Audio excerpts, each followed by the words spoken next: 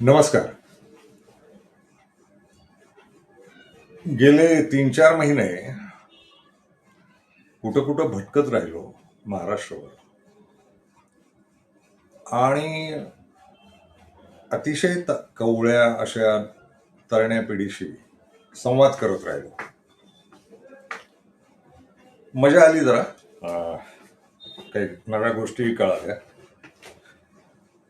तरुण्या मुलामुलींमध्ये वावरतो मी, पण यावेळी जरा आणखीनच वयानं लहान असलेल्या मुलांबरोबर राहिलो. स्वतःही 2 मुलं वाढवलीत मी, आणि तीही त्या वयाचीच आहेत आसपासची. पण ही त्यांच्याही पेक्षा आणखी कोवळी पिढी होती. आणि परवा बारामतीच्या विमानतळाच्या जवळून चाललो होतो गाडीत बसून, आणि बहीण होती माझी. नाट्यशास्त्राच्या एक अतिशयच कोवळ्या वयाच्या प्राध्यापिका होत्या. आणि मी असे प्रवास करत होतो आणि साहजिकच विमानतळाच्या तिथून निघालो होतो, तर अजितदादा पवारांच्या विमानाचा अपघात तिथं झालेला होता. त्या जागेवरून चाललो होतो आणि विमान अपघात असे विषय गाडीत चालले होते.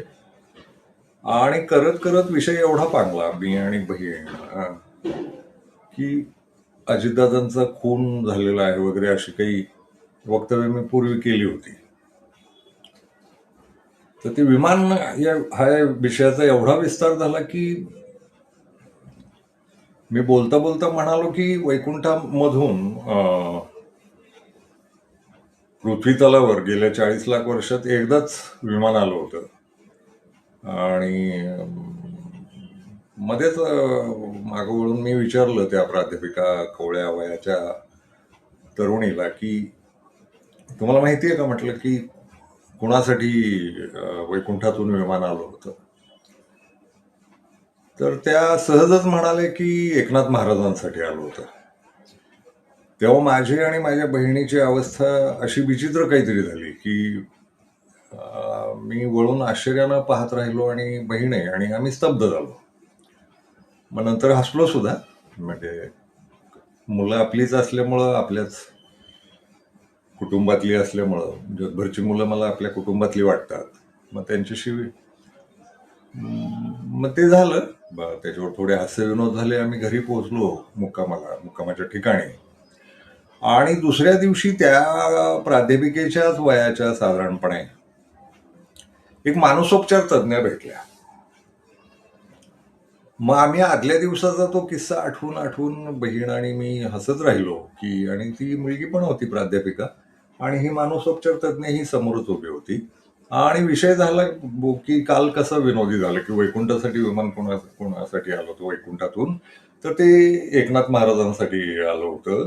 असं त्याच्यावर आमचे हास्यविनोद सुरू होते. आणि अचानकच त्या मानसोपचार तज्ज्ञ ताईंनी, वयानं कोवळ्याच, नाजूक, त्यांनी धाडकन उडी मारली त्या विषयात. आणि त्या प्राध्यापिका मुलीकडे वळून पाहत म्हणाल्या की असं म्हणालीस तू, एकनाथ महाराजांसाठी आले होते.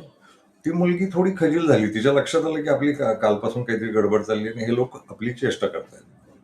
तर ती खजीलपणे तिनं मान हलवली त्या प्राध्यापिका मुलीनं. आणि मग मानसोपचार तज्ज्ञ मुलीला एकदमच जोरदार ज्ञानाचा झटका आला.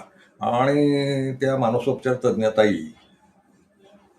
त्या प्राध्यापिका ताईंना म्हणाल्या की अगं कसं ग तुला माहित नाही, एकनाथ महाराजांसाठी नव्हतं आलो वैकुंठातनं विमान. तर आम्ही दोघे उत्सुकतेनं पाहायला लागलो की आता या ताई बरोबर दुरुस्त करतील त्यांची चूक. तर त्या ताई म्हणाले की एकनाथ महाराजांसाठी नव्हतं आलेलं विमान, ज्ञानेश्वर महाराजांसाठी आलं होतं. तिथं आमचा कडेलोट होता दोघांचाही, माझा आणि माझ्या बहिणीचा. आणि मग गेल्या 3-4 महिन्यात एक शब्द पुन्हा पुन्हा ऐकू येतोय फॅशनेबल असा, झेंग-झी म्हणून. तर ही झेंग-झी आहे असं मला सांगण्यात आलं. तर अरबस्तानात झीला गाढव म्हणतात, किंवा आपल्याकडं गाढवाला झ्या करतात. तर ते तिकडून आलेलं आहे. तर ते पण अर्थात मला कधी आयुष्यभर कोणाच्या कुठल्या प्राण्याशी किंवा कोणाच्या याच्याशी तुलना करावीशी नाही वाटली. पण मी चकित झालो होतो. हे एवढं मात्र खरं आहे, थोडं सुटकी तोंडानं बोलत असलो तरी मन हसतंय माझं की असले काहीतरी विनोद जर चालू आहेत भोवती, तर मी जरा चकित झालो आणि विचारात पडलो की नेमकं या पिढीचं चाललंय काय. आणि वैकुंठातून विमान कोणासाठी आलं होतं, हा जर महाराष्ट्राच्या भूमीचा खूप महत्वाचा संदर्भ आहे आणि या मुलांना झेंजीला हे माहीत नाही, तर नेमकं चुकलंय कुठं आणि खरंच चुकलंय का. म्हणजे चुकलंय कुठं वगैरे असा प्रश्न विचारण्यापेक्षा तो चुकलंय कुठे हे विचारूच, पण त्याच्या बरोबरीनं खरंच चुकलंय का असं पण विचारू. माझ्या लक्षात आलं, विचार करत राहिलो मी मध्ये 2-3 आठवड्यापूर्वी कधीतरी एक शॉर्टही करून टाकला होता या विषयावरचं, की या पिढीचं काहीतरी नवीनच सांस्कृतिक दिसतंय आणि खूप शब्द यांना माहीत नाहीयेत, खूप भाषा यांना माहीत नाहीयेत. तर विचार करताना लक्षात आलं की समाजाचा जगण्याचा जो मुख्य व्यवसाय असतो, त्या व्यवसायाची भाषा साहित्यात येते, बोलण्यात येते, म्हणींमध्ये येते, वाक्प्रचारांमध्ये येते, प्रसारमाध्यमांमध्ये येते.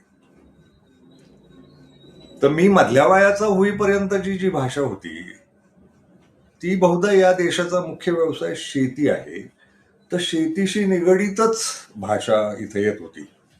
शेतीतले शब्द येत होते, शेतीतल्या म्हणी येत होत्या, शेतीतले वाक्प्रचार येत होते. आणि मधल्या काळात भारताची तशा अर्थानं औद्योगिक प्रगती झाली असं म्हणावं लागेल. उद्योगधंदे वाढले आणि 40-50 वर्षात भारतानं औद्योगिक कारखानदारी वगैरे वगैरे. तर मग आत्ताच्या या पिढीच्या याच्यात आणि पुन्हा पुढचं क्षेत्र हे तंत्रज्ञानाचं आहे, टेक्नॉलॉजी. मराठीत ज्याला टेक्नॉलॉजी म्हणतात, ते IT वगैरे वगैरे. ही झेंजी पिढी पूर्णपणे IT मधली आहे. माझ्या पिढीला शेती होती, मधल्या वयात औद्योगिकरण होतं आणि त्याच्यानंतर आता तंत्रज्ञान आहे. तर माझ्या पिढीची ती तंत्रज्ञानाची जी भाषा आहे, ती छोट्या छोट्या भाषांमध्ये IT या क्षेत्राचं फुल फॉर्म मलाही माहित नाही अजून, पण त्या मुलांना माहिती आहे.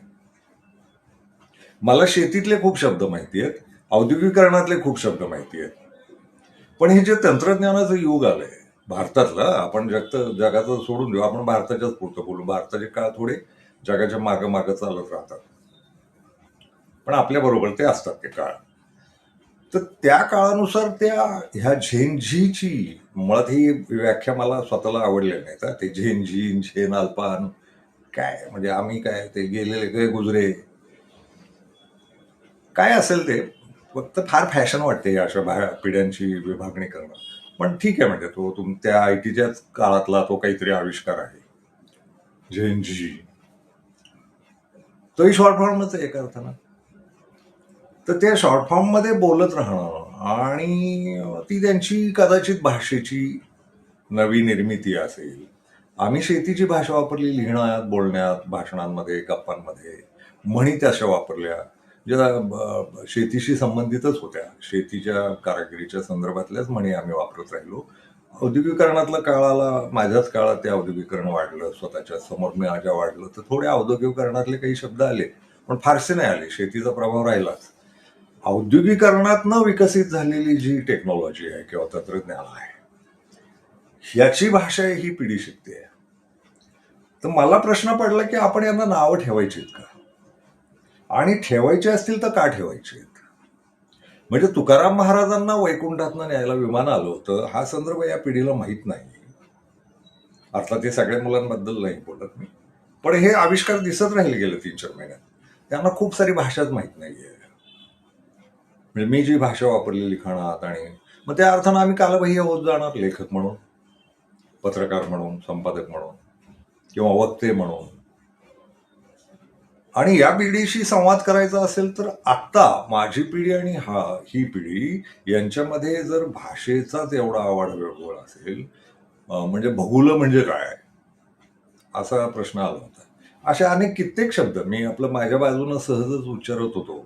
आणि इस्तू, इस्तू, विस्ताव, तर खेडूत रूप मी इस्तू वापरलं, तर ती मुलं चकित होऊन माझ्याकडे पाहत राहिली की हा शब्द काय आहे नेमका. आणि हे फक्त इंग्रजीचं नाही, ते IT आणि त्यात मराठी भाषेचंच त्यांचं स्वतःच काहीतरी चाललंय जे मला येत नाही. तर हे अंतर आहे असं म्हणायचं का. की जर या पिढीचा जन्मदाता मी आहे, मधला आजोबाच्या वयाचा असेल आणि ही पिढी नातवाच्या वयाची असेल, तर आजोबा ते नातू हा प्रवास माझ्यामुळेच झालाय ना. मी त्या काळात काही बदल करत गेलोय ना. माझी पिढी त्या काळात काही बदल करत गेली आहे. ती नवे उद्योग शोधत आली आहे, नवी भाषा तयार करत आली आहे. तर तिचे काही संस्कार घेऊन तिच्या पद्धतीचं जागतिक काही तिनं स्वीकारलं असेल. आमचं विश्व हे मर्यादित माहितीच्या आधारावरच होतं. मधलं विश्व हे माहिती थोडी विस्तृत झाली आणि आता माहितीचा विस्फोट झालेलं जग आहे. अतिरिक्त माहिती, खूप सारी माहिती, खूप खोल माहिती, खूप ओरपांगी माहिती, खूप खोटी माहिती, असा तो माहितीचा विस्फोट आहे. आणि या त्या माहितीच्या विस्फोटात त्या पिढीनं स्वतःची भाषा तयार केली आहे.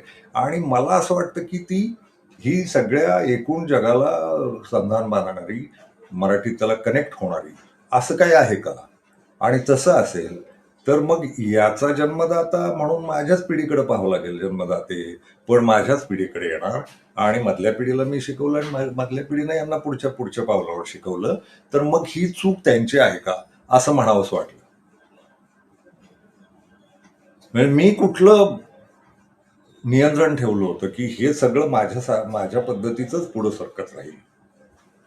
कृषी संस्कृतीतलं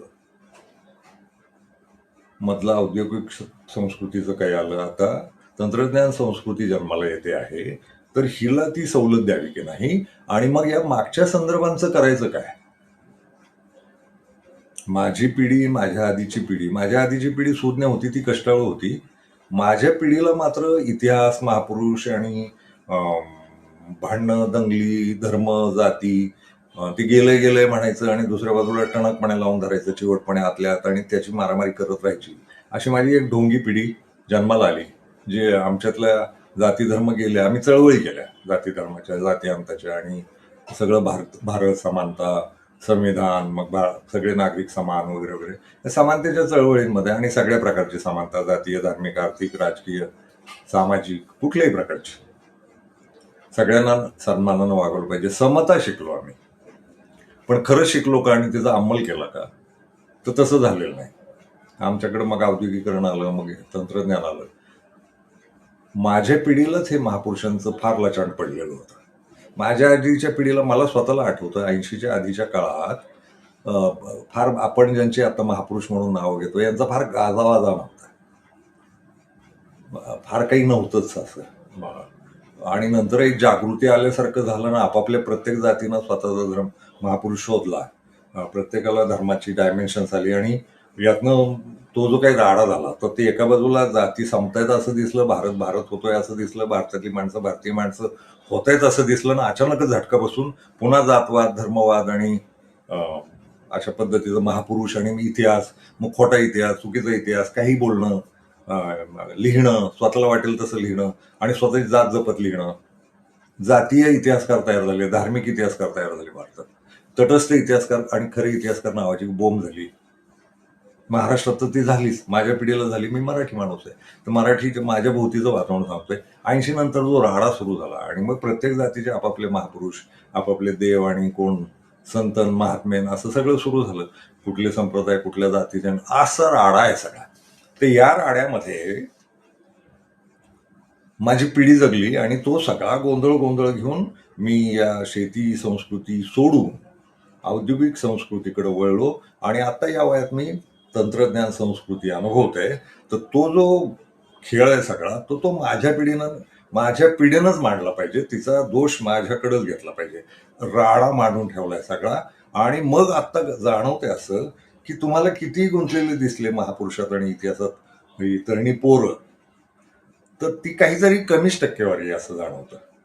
हा जो मोठा विशाल पसारा आहे झेंझीचा, याला या इतिहास आणि याच्यात रसच नाहीये. हे महापुरुषांची भांडणं आणि अर्थात एक आहे की ते झेंझी, मग त्यांना पैसे दिले, लालूच दिली, तर ती आंधळीच पिढी आहे. तुम्ही इथं दंगल करा म्हटलं तर ती करू शकते. ती पोरं अडकलेली दिसतातच. म्हणजे हिंदू मुसलमान करणारी किंवा दलित धनगर आणि मराठे महार आणि ब्राह्मण वगैरे असली वाद करणारी पोरं आहेत ना, ती काहीतरी लाभार्थी किंवा त्यांच्या गुरूंनी, त्यांचे जे कोण पोषक असतील, पोशिंदे, त्यांनी शिकवलेलं आहे. पण सगळी पिढी इकडे गेली असं दिसत नाही.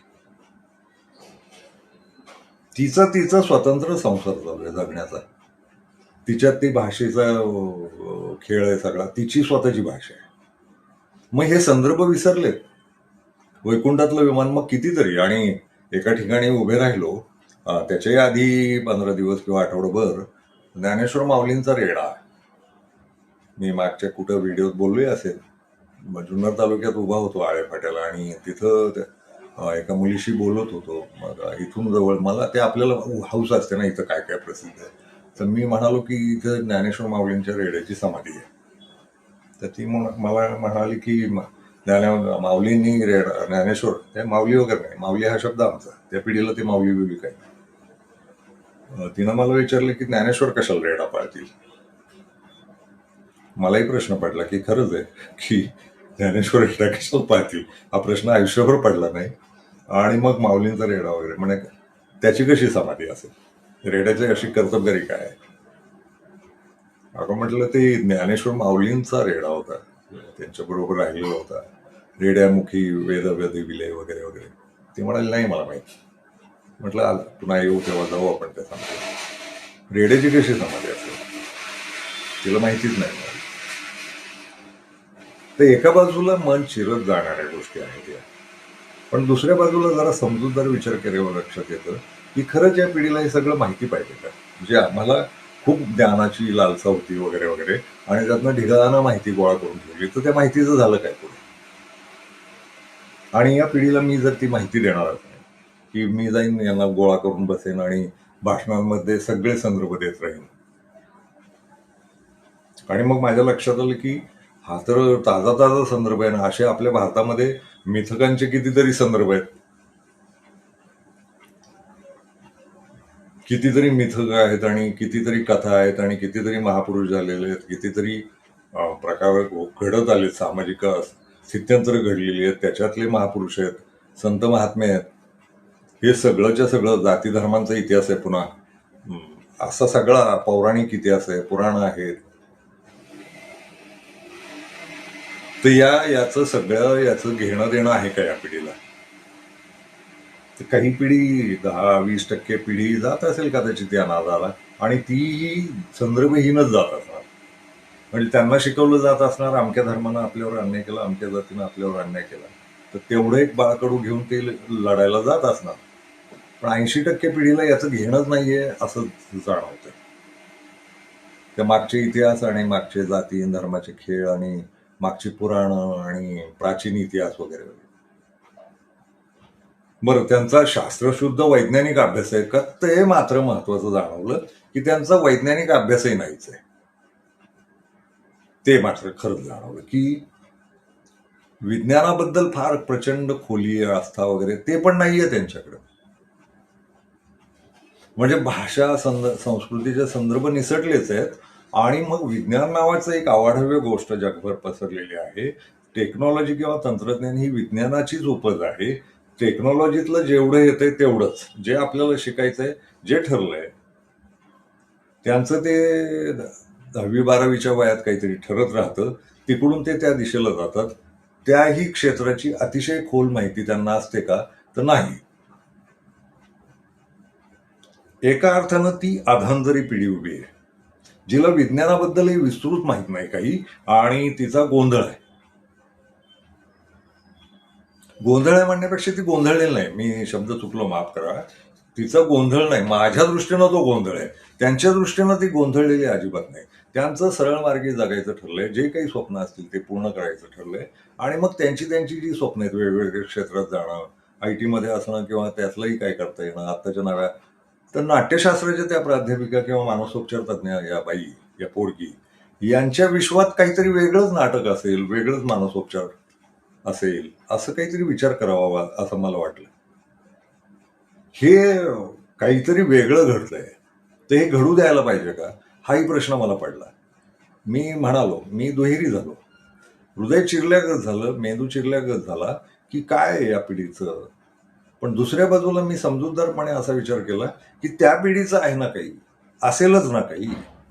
ती कदाचित स्वतःची संस्कृती तयार करत असेल ना, जाईल पुढे, तिची भाषा तयार होईल, तिचं जगणं तयार होईल. बरं, ही उपाशी मरत नाहीये. बेरोजगारांचं प्रमाण प्रचंड जरी असलं तरी ही पोरं काही ना काही करून पैसे कमवण्याचं बघतच राहतात. आणि यातलं सगळ्यात महत्वाचं ते नैतिक आहेत बरं का.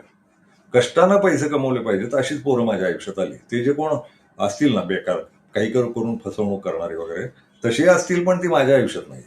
फारशी नाहीत, म्हणजे अक्षरशः पुसटपणे काही पोरं फसवणुकी करून जाताना वगैरे मी पाहिली. ती फारच मोघम आणि पुसट आणि त्यांच्या दृष्टीनं शहाणी, आपल्या दृष्टीनं मूर्ख, असं ते पायावर धोंडा पाडून घेणारी वगैरे अशी ती पोरं वाटली. पुसट आयुष्यात आली ती, फार कमी प्रमाण आहे. पण यांचं मोठं मी प्रमाण पाहिलं ते असं आहे की ती पोरं कष्टकरी आहेत. त्यांच्या काळाचे ते कष्ट करतायत आणि शांत पण आहे. त्यांना पैसा ही काळजी आहेच आहे. मलाही होती, माझ्या आधीच्या पिढ्या. पैशाची काळजी करण्यातच आपलं आयुष्य जातं सगळ्यांचं. तिलाही पैशाची काळजी आहे, तिलाही पैसे हवेत आणि तिला मिळण्याचे सगळे मार्ग, म्हणजे आईबापांकडनं मिळाले तर हवेच आहेत. पण आईबापांचा गांभीर्यानं विचार करणारी पण पोरं सापडली. म्हणजे त्यातली 50-60% पोरं फार भन्नाट आहेत, की जी आपल्या आईवडिलांसाठी काय करता येईल असा विचार करणारी आहे. फार महत्वाचं वाटलं मला हे. म्हणजे मला निराशा नाही आली त्यात. मला वाटलं की अरे हे गंभीर आहे हे. म्हणजे आपण ज्या थितालपणानं ते इंस्टाग्राम आणि मग ते हॉटेल आणि हॉटेलमध्ये गेलं की नुसतं चहा जरी घेतला तरी त्याचा फोटो काढ टाक इंस्टावर.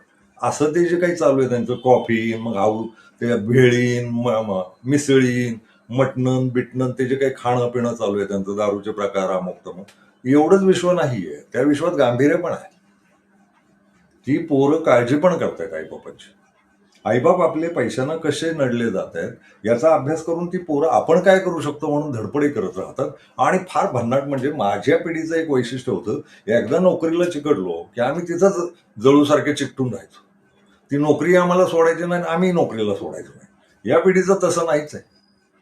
साधारण 3-4 महिन्याच्या भेटीत सांगतात तो जॉब सोडला, नवीन जॉब घेतला आणि सतत जॉबच्या काळजीत जॉब शोधत राहणं, जॉब आणि मग तिथं मॅनेजमेंटशी किंवा ते व्यवस्थापनाशी वादावादी होणं वगैरे वगैरे आणि नवा जॉब.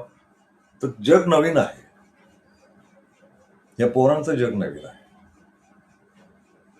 माझ्या वेळची मूल्यव्यवस्था, माझ्या वेळची नैतिकता, माझ्या वेळचं सगळं ते आमच्या म्हणजे बुलचट आहे सगळं. बुलचट कसं म्हणायचं तेही निश्चितच होतं की ते जे मी म्हणालो की नोकरीला चिकटून राहू आणि नवीन नोकरी शक्यतो नाही आणि मग तिथंच पगारवाढ करा, पगारवाढ करत म्हणत आयुष्य तिथंच काढायचं, निवृत्त व्हायचं. हे जे सगळं तो काळ आहे. मी सरकारी नोकऱ्या केलं नाही. मी बेछूटच राहिलो. या पिढीच्या जवळजवळ तसाच राहिलो मी. ही पिढी जशी वाटते ना तसंच मी आयुष्य जगलेलो आहे. मी कधी पैशाची फार पर्वा केली नाही आणि नोकऱ्या चाकऱ्यांची पण नाही. जमेल तो उद्योग करत वाढलो. ते एका अर्थानं बरं झालं. जेनजी सारखंच आहे मी. थोडंसं वर्तणुकीला. पण एकूण माझ्या भोवतीचे लोक पाहिले मी की ते व्यवहार, मोजका व्यवहार, सगळ्या गोष्टी वेळच्या वेळी होणं, लग्न, मुलं बाळ, पगारवाढ, उत्पन्न, बँकात साठवणूक, आरोग्याची तरतूद करणं वगैरे वगैरे. मी जगलो तसं, पण हे जगत आले भोवती. तर माझ्या पिढीचं जे वैशिष्ट्य होतं, ही पिढी त्या अर्थानं बिंदास्त आहे. ती 2-4 महिन्याला जॉब सोडते, वर्षाला जॉब सोडते आणि सगळ्यात महत्वाचं, आम्ही आमच्या गावाच्याच भोवती रोजगार पाहत होतो. ही पोरं कुठेही जायला तयार आहेत. म्हणजे माझ्या घरातली पण उदाहरणं आहेत आणि मी जेवढे जनजीच्या घरांमध्ये फिरलो आणि त्या मुलांशी बोलत राहिलो तर ते लक्षात आलं ते कुठेही जायला तयार असतात. सहजच सांगतात, मी चेन्नईला नोकरीला आहे, मी गुवाहाटीला नोकरीला आहे, मी कोलकात्याला नोकरीला आहे, असलं काहीतरी बोलतात. इंदोरला आहे मी, दिल्लीला आहे मी, काय ते काय त्यांचा शब्द विसरलो मी, परदेशी जाण्याला काहीतरी ते परदेशी जाऊन येतात वगैरे. त्यांना त्यांच्या दृष्टीनं अवघड आणि फार कठीण राहिलेलं नाही. ते तशा पद्धतीनं विचार करतात आणि मनात ते असावं, जाणून घ्यायचंच आहे. त्याच्यावर पुन्हा बोलू, पण काही एक खंतावल्यासारखं आयुष्य मला झेंजीचं जाणवत राहतं. तो मला वाटतो तो जगण्याच्या स्पर्धेचा जो आवाढव्य दबाव आहे ना त्यांच्यावर, त्यातनं ते असावं की दुसरे पुढे चाललेत, ते दाखवतात आपण बिनधास्त आहोत म्हणून. फार मस्त मौला आहोत आणि जगतो आहोत आणि आपलं बिनधास्त छान चालू आहे सगळं, असं ते दाखवतं. हे पण आम्हाला नव्हतं जमत. आम्ही इतके रोगट होतो की छान बिन नाही, काही दुखावलं थोडं की थोबाडावर सुतक कायमच असायचं आमच्या. ही पिढी सुतकी तोंडानं नाही बाबा. ते आहे त्या ऍडजस्ट करायला तयार आहे, पण आतनं बारीक खंतही जाणवत राहिली मला की त्यांच्यावर स्पर्धेचा दबाव असावा या जगातल्या आर्थिक स्पर्धेचा. पुढं पुढं जातं. आणि सगळ्यात महत्वाचं, आम्हाला वाटत राहिलं की प्रत्येक गोष्ट ही चिरंजीव असते. म्हणजे ख्याती, कीर्ती, संपत्ती ही सगळी चिरंजीव केली पाहिजे. त्या पोरांच्या दृष्टीने ख्याती, कीर्ती वगैरे असलं काही नाही दिसत. त्यांच्या त्यांचा जो काळ आहे मला स्वतःला जाणवतं की तो लाटांसारखा आहे, लहरींसारखा आहे. आली लहर, आली लाट, ओसरली लाट, असं चालू आहे सगळं. आणि जग तसंच आहे सध्या.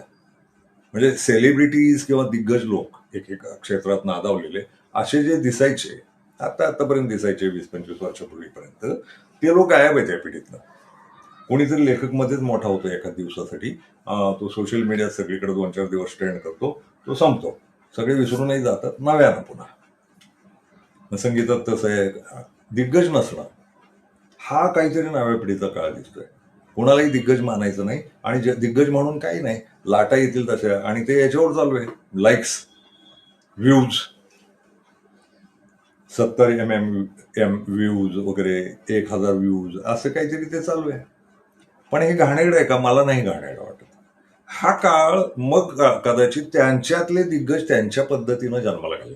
म्हणजे ही नवी पिढी स्वतःची संस्कृती तयार करते का जागतिक पातळीवर? ती करत असावी. जगभरचं युवा वर्ग अशा अर्थानं काहीतरी स्वतःचं काहीतरी घडवू पाहतोय, आणि तो बिंदास चेहऱ्याचा आहे, काळजी पण आहे, काळजी करणारा पण आहे, आणि स्वतःला प्रवाही ठेवणारा पण आहे. त्याच्या आत ती जळजळ आहे, स्पर्धा आहे दुसऱ्यांशी, पण ते समजूतदार सुद्धा वाटतात. आणि एक वर्ग आहे त्यातला जो निराशेनं आत्महत्या करतोय. दर 2 तासाला भारतात एक तरुणा पोरगा आत्महत्या करतो. ही आकडेवारी मी मागेही सांगितली होती. माझा डेबू, माझा धाकटा मुलगा, त्यानेही 2 वर्षापूर्वी आत्महत्या केली माझ्या घरात. आणि सगळं छान होतं, अबाधियाबात होतं. खूप संकटात अडकलेला होता असं नव्हे, पण जीवाशी लावून घेणं दुःख, असं काही एक नाजूकपण यांच्यातले आहे. पण एक आहे, गंभीर गोष्ट अशी सांगायची, सगळी पिढी अशी नाही आहे. माझ्या माहितीनुसार 4-5% पोरं, मी अंदाजे टक्केवारी सांगतोय, ही अतिसंवेदनशील असावी. संवेदनशील असल्यामुळं आत्महत्या करणारी. आणि मनोरुग्णता काही टक्के असावी. अर्थात मनोरुग्णतेवर बोलू आपण, कारण मनोरुग्ण नावाचा जो काही खेळ आहे सगळा, मानसोपचार आणि मनोरुग्णता, याच्यावर बोलू. पण मनोरुग्णता काही प्रमाणात जाणवते त्यांच्या. आपण केलेले विनोद लवकर कळत नाहीत त्यांना, पण आपण केलेले विनोद असावेत असा आग्रह माझ्या पिढीनं त्यांच्याकडे का धरावा आपण म्हणताय. त्यांच्या काळाचे त्यांचे विनोद असण्याची शक्यता आहे. त्यामुळं या पिढीकडे पाहण्याचा दृष्टिकोन काय असला पाहिजे, त्या पिढी काय चुकते का बरोबर आहे, आणि तक्रारी न करता यांच्याकडे कसं पाहता येईल. आणि यांच्या जगण्यासाठी आपण काय आता अजून गचकलेलो लोक नाही. माझ्या नंतरची एक पिढी आहे, ती उभीच आहे आणि कर्तव्यकारी करतेच आहे, काही राबतेच आहे. तर ही पिढी आणि तिसरी पिढी, ती जी कुठली पिढी आहे, झेनची, आणि तिच्यानंतर येणाऱ्या पिढ्या, तर या पिढ्यांचं काय होणार आहे, गांभीर्य वाटत असेल तर याच्यावर जरा बोलूया. मी म्हणत राहतो कमेंट्स करा म्हणून, तुमची मतं मांडा, तुमची मतं मांडा. हे राहणार का नाही मला माहित नाही, पण काळावर नोंद राहावी की अशा पद्धतीनं काही पिढीनं विचार केला पुढच्या पिढ्यांचा. तर ह्या अर्धवटच बोललोय मी आता. ओघाओघानं अनेक व्हिडिओजमध्ये काही ना काही येत राहणार या पिढीचं, अनेक गोष्टींचं येत राहणार. माझे व्हिडिओ पूर्ण होत नाहीत, कुठल्या एका विषय पूर्णत्वाला जात नाही, मी तुटक बोलत राहतो. सगळेच व्हिडिओ पाहिल्यानंतर कदाचित मला काय मांडायचंय, कुठल्या भूमिकेचं मांडायचंय, कुठल्या प्रकारचं मांडायचंय, याचा शोध लागू शकतो. मी ठरवलंय असंच बोलायचं, फार अभ्यासू असल्याचं आणून काहीतरी बोलायचं, टिपणं. ते मी म्हणालोच, मला चष्माचं अजूनही ऑपरेशन झालेलं नाही, ते करायचंय. तर ते झाल्यानंतर बोलू पण, टिपणं काढू नाही बोलेन. टिपणं खूप आहेत आयुष्यभराची, ती सगळं बोलू, साहित्याबद्दल बोलू, कलांबद्दल बोलू, सगळं बोलू. पण हे जे आता बोलतोय तुटक, ते कुठल्या ना कुठल्या व्हिडिओत पूर्ण होत राहील. मला अपेक्षित आहेत कमेंट्स, आणि फार गांभीर्यानं आणि चांगल्या कमेंट्स, की तुमची खरी मतं मांडा, आणि कृपया तक्रारी करू नका. आपल्या वेळेस आणि त्यांच्या वेळेस असा भेद नको करायला. आपण आहोत अजून, त्यांच्या वेळेसच आहोत आपण, एका अर्थानं आपण समकालीनच आहोत. ते वयाचे अंतर, पण जिवंत तर आहोत. ती पोरही जिवंत आहेत, मीही जिवंत आहे, मधली पिढी जिवंत आहे, माझ्या आधीची पिढी जिवंत आहे अजून. ते या सगळ्या 4 पिढ्यांचा विचार करून तसं समजूतदार बोलूया, तशा कमेंट्स कराव्यात. मला माझ्यात काय राहून गेलंय का ते सांगा, काय होणार आहे तेही सांगायला हरकत नाही. काय घडतंय तुमच्या भोवती, काय घडतंय आणि यातनं मग समाज घडवण्यासाठीच असं अभिव्यक्ती करायची असते. समाज कसा चाललाय आणि समाज कसा घडला पाहिजे हे ठरवणं आपल्या सगळ्यांचं मिळून काम आहे. म्हणून मग विनंती ती आहे की अशा विषयांवर तरी कमेंट्स करा. जातीय लोक येतात आणि ते जातीय कमेंट्स करत राहतात. पण ते खड्ड्यात जाऊ दे, त्यांचं काही होणार नाही. ते मूर्खच राहणार. तर ते त्यांच्या नादी लागण्यापेक्षा अशा गंभीर विषयांच्या बाबतीत तरी कृपया कमेंट्स करा. जे जे ऐकणारे लोक आहेत आणि जेव्हाही ऐकत असाल तेव्हा कमेंट्स करा आणि मुद्दे मांडा. हे व्हिडिओ पुन्हा पुन्हा जेव्हा पाहिले जातील तेव्हा त्या कमेंट्स सुद्धा वाचल्या जातील आणि त्यातनं सगळे एकमेकांशी संवादी होऊन या काळाकडे समजूतदारपणे पाहणं, नव्या पिढ्यांकडे समजूतदारपणे पाहणं आणि जर योगदान देता आलं समकालीन जिवंत असलेले लोक म्हणून, तर मग त्यांच्या जगण्यात योगदान देणं, स्वतःचं आपलं माझ्या पिढीचं जगणं त्यांच्यावर न लादणं, त्यांच्याही पिढीचं फार लालूच न वाटू देणं, याच्या समन्वयाचं काहीतरी मानसशास्त्रीय समाजशास्त्रीय असं काही घडत गेलं आणि त्या पिढीला पालक म्हणून आधार देता आला, तर ते एक. आणि लक्षात घ्या, पालकांनीच फक्त पिढीला आधार द्यायचा नसतो, पालकांनाही या पिढ्यांचाच आधार लागतो ना. आणि तो वैचारिक सगळ्याच अर्थात लागतो. आर्थिक वगैरे जाऊ दे, पण समाज घडायला म्हणून वैचारिकच आधार लागतो. काय चालू आहे समाजात याचा माझ्याही पिढीने अभ्यास केला पाहिजे असं मला वाटतं. आणि त्यांच्याकडूनही शिकलं पाहिजे. त्या पिढ्या माझ्याकडनं शिकतील, त्या पिढीकडनं मीही शिकलं पाहिजे असं मला वाटतं. त्यामुळे त्या अर्थाच्या कमेंट्स जर आल्या तर स्वागत आहे.